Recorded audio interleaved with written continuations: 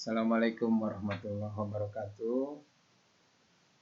Mari kita sama-sama berdoa terlebih dahulu untuk pertemuan kali ini, supaya kita dapat ilmu yang berkah dan bermanfaat untuk meningkatkan kualitas keimanan kita kepada Allah Subhanahu wa taala.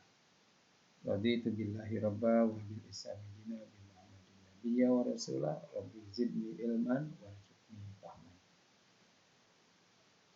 Anak-anakku yang berbahagia, kita semua menjadi manusia ini di dunia sudah ditentukan sebagai hamba, yakni yang punya kewajiban untuk patuh atas apa yang diperintahkan oleh pencipta. Tentu dalam hal ini pencipta kita adalah Allah Subhanahu wa taala, yang mana kita ketahui bersama bahwa bagian daripada kewajiban kita percaya atau beriman kepada Allah dengan meyakini sebenar-benarnya Allah sebagai Tuhan. Kelanjutan kedua dalam rukun iman itu ada iman kepada malaikat. Pada kesempatan ini kita akan membahas tentang rukun iman kepada malaikat. Tentunya mudah-mudahan kita selalu siap dan konsentrasi untuk memahami materi yang akan disampaikan. Adapun beberapa target indikator yang kita harapkan pada kesempatan pertemuan kali ini, bahwa pertama kita harus tahu apa itu iman kepada malaikat, selanjutnya tugas-tugas malaikat, sifat malaikat, perbedaan malaikat dengan makhluk gaib yang lainnya, hikmah iman kepada malaikat, serta perilaku apa yang bisa kita tanamkan ketika kita sudah meyakini sebaik-baiknya terhadap iman kepada malaikat. Apa tuh pengertian iman kepada malaikat? Iman kepada malaikat berarti percaya atau yakin kepada adanya para malaikat yang menjalankan tugas-tugasnya sesuai perintah Allah Subhanahu wa taala dan tidak pernah mengingkarinya. Itulah malaikat. Karena malaikat ini adalah makhluk yang mana tidak pernah satupun ingkar kepada Allah Subhanahu wa taala. Yaf'alu ma yu'marun, selalu melakukan apa yang diperintahkan kepadanya. Wala ya'sunallah, dan tidak pernah melakukan perbuatan ingkar atau maksiat kepada Allah. Begitu halnya kita iman kepada malaikat adalah merupakan sebuah kewajiban bagi kita selaku umat Islam beriman kepada yang gaib. Anak-anakku yang berbahagia, mari kita bersama-sama mempelajari tentang nama dan tugas malaikat.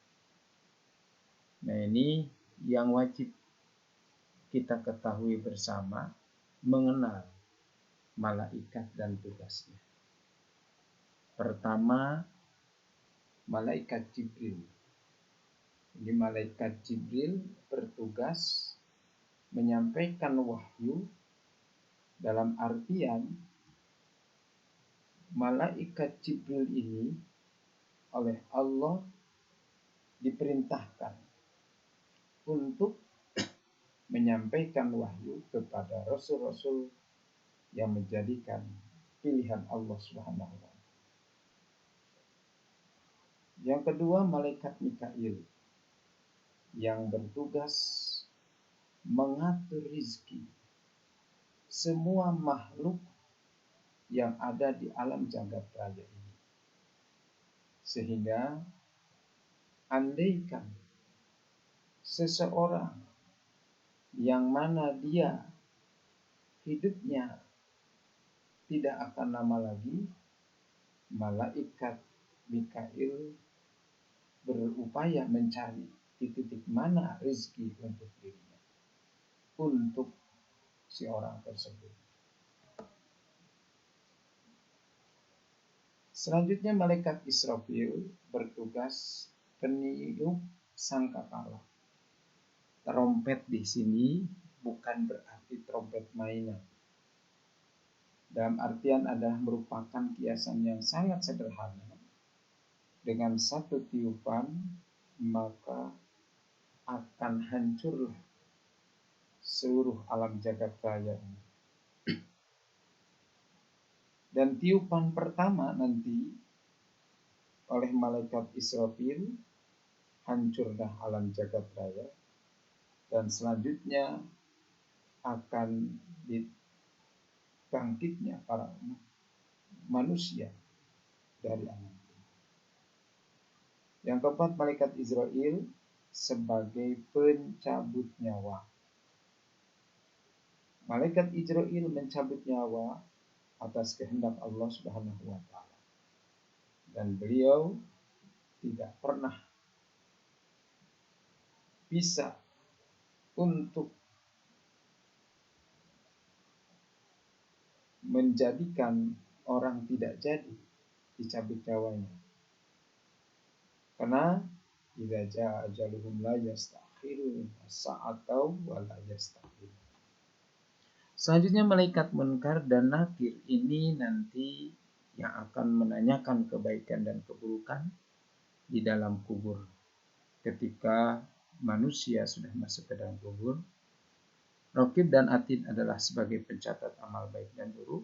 Malaikat Munkar dan Nakir, malaikat Malik adalah sebagai penjaga neraka, dan malaikat Ridwan adalah penjaga surga. Mari kita kenali sifat-sifat malaikat. Malaikat ini selalu taat kepada Allah dan tidak pernah menentang perintahnya. Yang kedua, malaikat tidak berjenis kelamin, bukan laki-laki, bukan juga perempuan, bukan juga banci. Malaikat tidak mempunyai nafsu. Dalam artian di sini malaikat tidak makan, tidak minum, dan tidak tidur. Selanjutnya sifat malaikat adalah selalu bertasbih dan beribadah kepada Allah Subhanahu wa taala. Malaikat juga bisa menjelma ke dalam berbagai bentuk sesuai yang dikehendaki Allah Subhanahu wa taala. Malaikat selalu benar dan tidak pernah berbohong. Malaikat selalu meminta ampunan bagi orang-orang yang beriman dan orang yang khatam Al-Quran. Dan sifat malaikat adalah tidak beranak, tidak berayah, dan juga tidak beribu. Malaikat juga tidak menikah. Dari berbagai macam makhluk-makhluk Allah yang gaib selain malaikat, maka tentu di sini kita harus bisa membedakan mana malaikat, mana jin, mana iblis atau setan. Pertama, asal kejadian penciptaan malaikat itu dari cahaya, jin dari api, setan sama diciptakan dari api. Selanjutnya, tingkat kepatuhan kepada Allah. Malaikat itu selalu taat, rajin bertasbih, dan selalu beribadah kepada Allah. Jin itu sama seperti manusia, ada yang taat, ada yang tidak. Kalau setan atau iblis ini makhluk yang tidak pernah taat. Sifat lainnya adalah malaikat tidak dapat dilihat dalam artian gaib, sama dengan jin tidak dapat dilihat. Sama juga setan tidak bisa pilih. Malaikat tidak mempunyai nafsu atau tidak memiliki nafsu, sering bertasbih dan tidak berjenis kelamin. Sedangkan jin ini mempunyai nafsu dan berjenis kelamin. Setan ataupun iblis diciptakan agar beribadah kepada Allah, tapi dia ingkar terus. Dan sifatnya setan selalu menggoda manusia agar tidak taat kepada Allah dan selalu bersikap sombong. Hikmah dan perilaku yang bisa ditanamkan dalam diri kita ketika beriman kepada malaikat, tentu yang pertama adalah kita meningkatkan keimanan kita kepada Allah Subhanahu wa taala, bahwa Allah telah menciptakan makhluk yang sangat luar biasa, yang taat dan tidak pernah melakukan kemaksiatan. Yang kedua, mendorong kita untuk terus meningkatkan kualitas pribadi kita, karena semua amal yang kita lakukan di dunia ini tidak akan luput dari catatan para malaikat yang ditugaskan.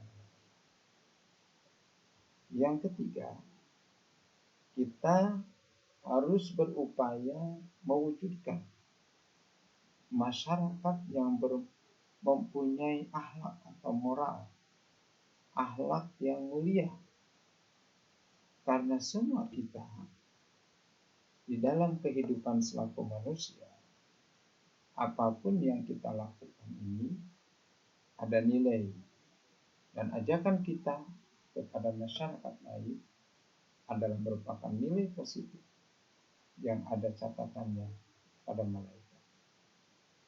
Selanjutnya, kita juga harus bersabar saat mendapatkan ujian atau cobaan, karena semua itu ada balasannya dari Allah Subhanahu wa taala. Sekian, mudah-mudahan ada manfaat pada pertemuan kali ini, dan silahkan tugas bagi kalian semua untuk berupaya mengimplementasikan diri dalam keyakinan kita bahwa kita sedang diawasi oleh para malaikat pencatat amal, dan kita harus siap nanti di alam kubur untuk menerima interogasi dari para malaikat, dan kita bermohon pada Allah agar tidak dipertemukan dengan malaikat Malik, dan kita menjadi ahli surganya Allah, menjadi manusia mulia yang diridhoi, bertemu dengan malaikat Ridwan yang bersahaja. Wallahul muwaffiq ila aqwamit thoriq. Wassalamualaikum warahmatullahi wabarakatuh.